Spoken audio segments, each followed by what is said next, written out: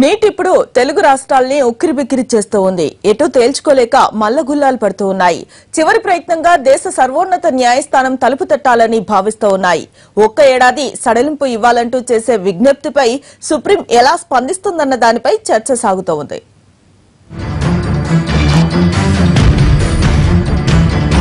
CBSE syllabus, English లేదా హిందీలోనే exam, రిజర్వేషన్ల ఇబ్బంది. నీట్ పరీక్ష నిర్వహిస్తే తెలుగు రాష్ట్రాల్లో తలెత్తే సమస్యలవి. అందుకే ఈ గంట నుంచి గట్టెక్కేందుకు తర్జన భర్జన పడుతున్నాయి.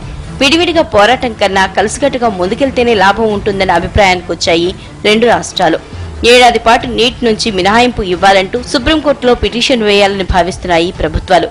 మంత్రులు లక్ష్మారెడ్డి, కామినేని దీనిపై చర్చించారు. ఏపీలో ఇప్పటికే ఎంసెట్ పూర్తయింది. ఇటు తెలంగాణలో త్వరలో జరగబోతోంది. ఈ పరిస్థితుల్లో నీట్ నిర్వహిస్తే తలెత్తే ఇబ్బందుల్ని కోర్టు దృష్టికి తీసుకెళ్తారు.